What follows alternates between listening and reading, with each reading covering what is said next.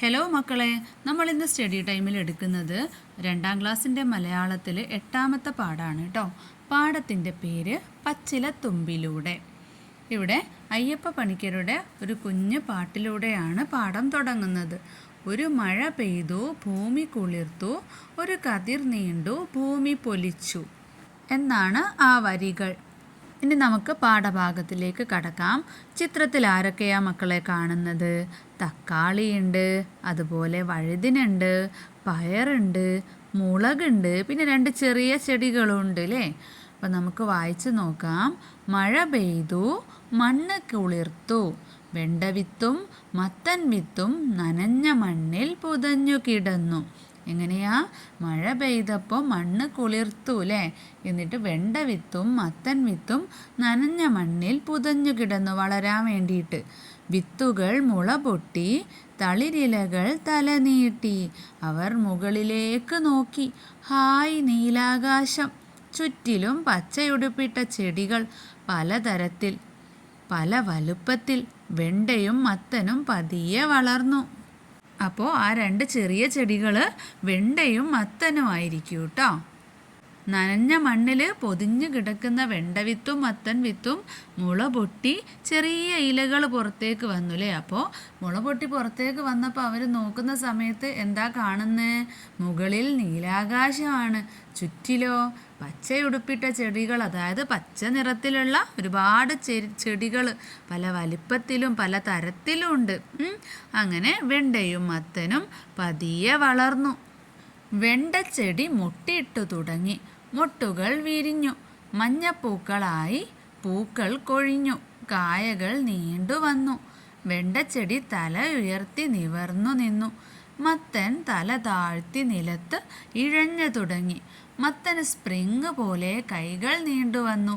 അത് വെണ്ടച്ചെടിയുടെ തണ്ടിൽ ചുറ്റി മുകളിലേക്ക് കയറാൻ നോക്കി. വെണ്ടച്ചെടിക്ക് സംശയമായി. ഹേ, നീ എന്തിനാണ് എൻ്റെ തണ്ടിൽ പിടിച്ച് കയറുന്നത്? എന്തിനാ ഇങ്ങനെ മണ്ണിൽ ഇഴയുന്നത്? നിനക്ക് നിവർന്ന് നിന്നുകൂടെ? വെണ്ടച്ചെടി ചോദിക്കുകയാണ് മത്തൻ ചെടിയോട്. നിനക്ക് നിവർന്ന് നിന്നൂടെ? നീ എന്തിനാ മണ്ണിൽ ഇങ്ങനെ ഇഴയുന്നത് എന്ന്. അപ്പോൾ മത്തൻ ചെടി എന്താ പറയുന്നത്? എനിക്ക് സ്വന്തമായി നിവർന്നു നിൽക്കാൻ കഴിയില്ല. മത്തൻ വള്ളി പുഞ്ചിരിച്ചു. ഞാൻ സഹായിക്കാം, കറിവേപ്പ് പറഞ്ഞു. കറിവേപ്പ് എന്താ പറഞ്ഞത്? മത്തൻ വള്ളിയോട് പറയാണ് സ്വന്തമായി നിൽക്കാൻ ഞാൻ സഹായിക്കാം അല്ലേ. അപ്പം മത്തൻ വള്ളി കറിവേപ്പിൻ്റെ ചില്ലയിലേക്ക് പടർന്നു കയറി. ഇപ്പോൾ വെണ്ടച്ചങ്ങാതി നോക്ക്, ഞാൻ നിനക്കൊപ്പം ഉയരത്തിലായി. വെണ്ടച്ചെടിക്ക് സന്തോഷമായി. കറിവേപ്പിൻ്റെ മുകളിലേക്ക് പടർന്നു കയറി വെണ്ടച്ചങ്ങാതിയോട് പറയാണല്ലേ, ഞാൻ നിനക്കൊപ്പം ഉയരത്തിലായിന്ന്. അപ്പോൾ വെണ്ടച്ചെടി പറയാണ്, എനിക്ക് ദൂരേക്ക് വിത്ത് വിതറാൻ കഴിയുമല്ലോ. വെണ്ടച്ചെടി വിളിച്ചു പറഞ്ഞു. അതെങ്ങനെ? മത്തൻ വള്ളി കണ്ണുകൾ വിടർത്തി. ഇപ്പോൾ കാണിച്ചു തരാം. വെണ്ടച്ചെടിയിലെ ഉണങ്ങിയ കായ പൊട്ടിത്തെറിച്ചു. വിത്തുകൾ 4 പാടും ചിതറി. ആഹാ, കൊള്ളാമല്ലോ സൂത്രം. മത്തന് അത്ഭുതമായി.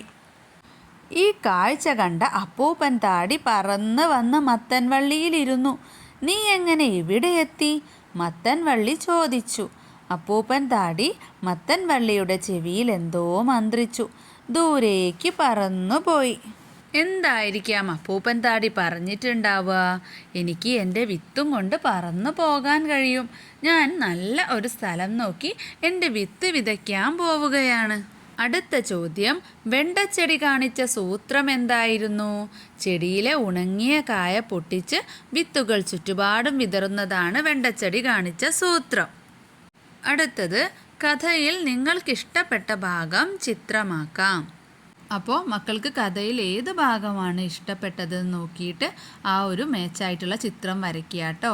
ഇനി ശ്രീബുദ്ധൻ പറഞ്ഞത് എന്താണ്? മരങ്ങളും വള്ളികളും മൃഗങ്ങളുമൊക്കെയാണ് മനുഷ്യൻ്റെ ഉറ്റ ബന്ധുക്കൾ. ശ്രീബുദ്ധൻ്റെ ചിത്രമാണ് അവിടെ തന്നിട്ടുള്ളത്. അപ്പോൾ ശ്രീബുദ്ധൻ മനുഷ്യൻ്റെ ഉറ്റ ബന്ധുക്കൾ ആരൊക്കെയാണെന്നാണ് പറയുന്നത്? മരങ്ങളും വള്ളികളും മൃഗങ്ങളുമൊക്കെയാണെന്നാണ് കേട്ടോ. അടുത്തത്, ഇലയും കറിയും. എത്ര ഇലക്കറി അറിയാം പറയുക, ഏതില നിങ്ങൾ കറി വയ്ക്കും? മത്തനിലക്കറി അറിയാം ഞങ്ങൾ, കുമ്പളയിലയും കറി വയ്ക്കും. ചുവന്ന ചീര, പച്ചച്ചീര, മുള്ളൻ ചീരക്കറി അറിയാം. പയറിലയറിയാം, ചേമ്പിലയറിയാം, മുരിങ്ങയിലയും കറി വയ്ക്കും. താളും തകരയും അറിയാം, പിന്നെ തഴുതാമക്കറി അറിയാമേ. പുതിനയിലയും കറിവേപ്പിലയും കറിയിൽ ചേരും മല്ലിയില. എത്ര ഇലക്കറി അറിയാം പറയുക, ഏതില നിങ്ങൾ കറി വയ്ക്കും?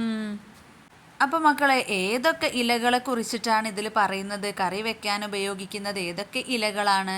മത്തൻ്റെ ഇല, കുമ്പള ഇല, പിന്നെയോ ചുവന്ന ചീര, പച്ചച്ചീര, മുള്ളൻ ചീര, പയറിൻ്റെ ഇല, ചേമ്പില, മുരിങ്ങയില, പിന്നെ താളും തകരയും, തഴുതാമ, പിന്നെ നമ്മൾ രുചിക്ക് വേണ്ടിയിട്ട് പുതിന ഇലയും കറിവേപ്പിലയും ഒക്കെ കറിയിലിടും അല്ലേ, മല്ലിയിലയൊക്കെ ഇടും.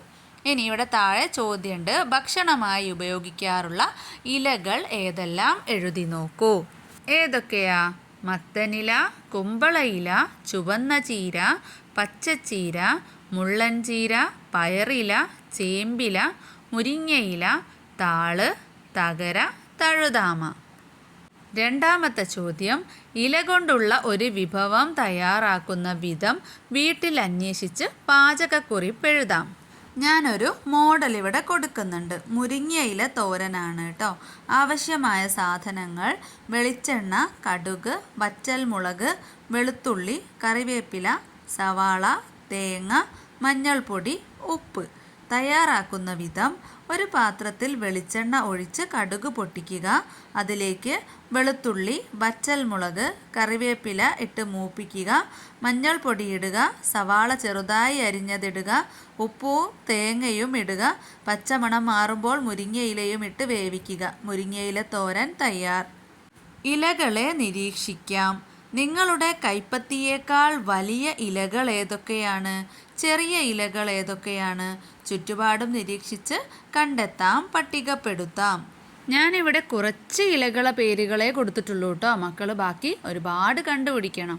ചെറിയ ഇലകളാണ് തുളസി ഇല, പേരയില, കറിവേപ്പില, പുതിനയില, ഇനി പുളിയില. നമ്മൾ ചുറ്റു കാണുന്ന ഒരുപാട് ചെടികളുണ്ട് അല്ലേ. ഇനി വലിയ ഇലകളാണെങ്കിലോ? മത്തനില, കുമ്പളയില, ചേമ്പില, മഞ്ഞളില. അതൊക്കെ വലിയ ഇലകളാണ്. ഇനിയും കൂടുതൽ മക്കൾ കണ്ടെത്തി എഴുതണേ. അടുത്തത് ഋഷിതയുടെ ഡയറി. ഇന്ന് എനിക്ക് വളരെ സന്തോഷമുള്ള ദിവസമായിരുന്നു. കുറച്ച് ദിവസം മുമ്പ് കുപ്പിയിലെ വെള്ളത്തിൽ ഞാനൊരു ചെടി വെച്ചിരുന്നു.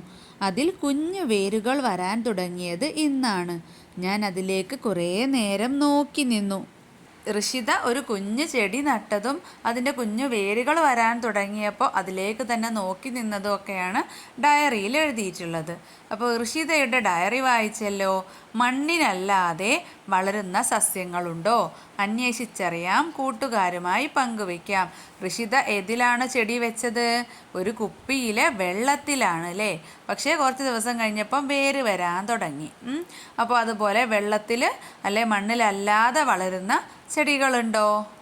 ഞാനിവിടെ കുറച്ച് ചെടികളുടെ പേരുകൾ കൊടുക്കുന്നുണ്ട്. മക്കൾ കൂടുതൽ കണ്ടെത്തി എഴുതുക കേട്ടോ. Syngonium, money plant, spider plant, coleus plant, snake plant ഇവയൊക്കെ മണ്ണിലല്ലാതെ വെള്ളത്തിൽ വളരുന്നവയാണ് കേട്ടോ. ഇനി രൂപങ്ങൾ നിർമ്മിക്കാം. ഇലകൾ ഒട്ടിച്ചു ചേർത്ത് രൂപങ്ങൾ തയ്യാറാക്കാം. അപ്പോൾ ഇതുപോലെ മക്കളും ഓരോ ചെറിയ ഇലയും വലിയ ഇലയൊക്കെ ശേഖരിക്കുക.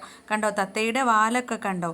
അതുപോലെ വാഴയുടെ നാരൊക്കെ വെച്ച് ചെയ്യാം കേട്ടോ. അങ്ങനെയൊക്കെ വെച്ചിട്ട് മക്കൾ ഇതുപോലെയുള്ള രൂപങ്ങൾ ഉണ്ടാക്കണേ. ഇനി ഇവിടെ ചിത്രത്തിൽ കാണുന്നത് ഏതാണ്? ഏത് വൃക്ഷമാണ്? തെങ്ങാണ് അല്ലേ. നമുക്ക് തേങ്ങ കിട്ടും, ഓല കിട്ടും അല്ലേ. അടുപ്പിൽ കത്തിക്കാൻ വേണ്ടിയിട്ട് അതിൻ്റെ മട്ടൽ എന്നൊക്കെ പറയൂലേ, എല്ലാം കിട്ടും. അപ്പോൾ എല്ലാ ഭാഗങ്ങളും നമുക്ക് ഉപയോഗമുള്ളതാണ്. അപ്പോൾ എന്താണ് തെങ്ങിനെ കുറിച്ച് ഇവിടെ പറയുന്നത്? തെങ്ങ് പറയാണ്, ഞാൻ തെങ്ങ്, ഒറ്റത്തടി വൃക്ഷം, എനിക്ക് ചില്ലകളില്ല. പിന്നെ എന്തെഴുതാം? എനിക്ക് ഓലകളുണ്ട് അല്ലേ. എൻ്റെ ഫലത്തിന് ഓരോ പ്രായത്തിലും ഓരോ പേരാണ്. എന്തൊക്കെ? മച്ചിങ്ങ ഉണ്ട് അല്ലേ ചെറുതാവുമ്പോൾ. പിന്നെ നമ്മൾ ഇളന്നി, കരിക്ക് എന്നൊക്കെ പറയുമല്ലോ അത്. പിന്നെ തേങ്ങ. അങ്ങനെയല്ലേ ഓരോ പ്രായത്തിലും ഓരോ പേരാണ്. പിന്നെന്തെഴുതാം? എൻ്റെ തടി വിറകായും ഉപയോഗിക്കുന്നു. നമ്മുടെ നാട്ടിൽ എവിടെയും എന്നെ കാണാം. കേരവൃക്ഷം എന്നും എനിക്ക് പേരുണ്ട്. അപ്പം തെങ്ങിനെ കുറിച്ചുള്ളത് മക്കൾ കേട്ടല്ലോ. ഇനി നിങ്ങൾക്കറിയാവുന്ന മറ്റൊരു സസ്യത്തെക്കുറിച്ച് എഴുതി നോക്കാം.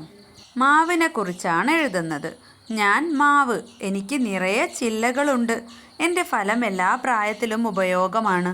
എന്നെ കണ്ണിമാങ്ങ, പച്ചമാങ്ങ, പഴുത്ത മാങ്ങ എന്നിങ്ങനെ പറയും. എന്നെ പച്ചക്കറിയായും പഴമായും ഉപയോഗിക്കുന്നു. ഞാൻ പലതരത്തിലുണ്ട്. നാട്ടുമാങ്ങ, ചേലമാങ്ങ, മൂവാണ്ടൻ മാങ്ങ, കർമൂസ മാങ്ങ എന്നിങ്ങനെ പലതരത്തിൽ.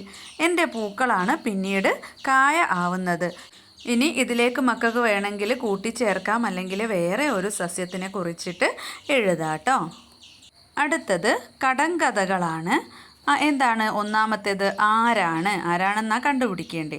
തോട്ടുവക്കിൽ തൊടിയിൽ ഇടവഴിയിലും ഇലവിരിക്കും പൂത്തു പുഞ്ചിരിക്കും മുള്ളുള്ള കൂട്ടരാണെങ്കിലും ഞങ്ങളെ തൊട്ടു നോക്കല്ലേ പിണങ്ങി നിൽക്കും. ആരാണ് മക്കളെ തൊടുമ്പം വാടിപ്പോകുന്നത്? തൊട്ടാവാടിയാണ് അല്ലേ? ഇനി രണ്ടാമത്തേത് ഊന്നിക്കയറാൻ ഊന്നലു വേണം, പടർന്നു വളരാൻ പന്തലു വേണം, വിരലുകൾ പോലില പൂക്കൾ മഞ്ഞ തോരണമായി തൂക്കിയ കായ്കൾ, കായിൽ മുള്ള് രുചിയിൽ കയ്പ്, കറിയിൽ ഗുണം ഇവൻ ആരാവാം. ആരാണ്? കയ്പുള്ളതാർക്കാ? പുറത്ത് മുള്ളൊക്കെ പോലെയുള്ളത് കയ്പയ്ക്കാണ് അല്ലേ? അല്ലെങ്കിൽ പാവയ്ക്കാന്നും പറയും. ഇനി അടുത്തതോ? പൂവിൽ നിന്നും കായ വിരിഞ്ഞാൽ കാലിൽ കല്ലുകൾ കെട്ടിത്തൂക്കി താഴോട്ടെത്താൻ വലിച്ചു നീട്ടും പന്തലിൽ വളരും ഞാനാര്? ആരാണ്? പടവലങ്ങ. ഇനി പാടി രസിക്കാം. മരം. കാട്ടിലെ കിളികൾക്കും മരം വേണം, നാട്ടിലെ മനുഷ്യർക്കും മരം വേണം. പറക്കുന്ന തുമ്പിക്കും ചിരിക്കുന്ന കുഞ്ഞിനും മരിക്കുന്ന വൃദ്ധനും മരം വേണം. ശ്വസിക്കുവാൻ പ്രാണനായി മരം വേണം, കുടിക്കുവാൻ ജലമായി മരം വേണം. വിശപ്പിന് പഴമായി മരം വേണം, എരിയുവാൻ വിറകായി മരം വേണം. വിണ്ണിൻ്റെ മഴയായി മരം വേണം, മണ്ണിൻ്റെ ഉയിരായി മരം വേണം. കണ്ണിന് കുളിരായി മരം വേണം, ഞങ്ങൾക്ക് തുണയായി മരം വേണം. വെട്ടല്ലേ വെട്ടല്ലേ വലിയോരേ, വിറ്റുകാശാക്കല്ലേ പെരിയോരേ. കാടിതു ഞങ്ങൾക്കു വീടാണേ, വീട് മുടിക്കല്ലേ ഉടയോരേ. എഴുതിയിരിക്കുന്നത് സുഗതകുമാരിയാണ്. മരത്തിൻ്റെ ഉപയോഗങ്ങളെക്കുറിച്ചിട്ടുള്ള ഒരു കുഞ്ഞു കവിതയാണ് അല്ലേ? അപ്പോൾ മക്കൾക്ക് ഇഷ്ടപ്പെട്ട താളത്തിൽ പാടി നോക്കുക കേട്ടോ. അപ്പോൾ ഇത്രയാണ് ഈ ഒരു പാഠഭാഗത്തുള്ളത്. മക്കൾക്ക് ക്ലാസ് ഇഷ്ടപ്പെടുകയാണെങ്കിൽ ലൈക്ക് ചെയ്യാനും ഷെയർ ചെയ്യാനും സബ്സ്ക്രൈബ് ചെയ്യാനും മറക്കരുത്. സ്റ്റഡി ടൈമിൻ്റെ മറ്റൊരു ക്ലാസ്സിൽ കാണാം.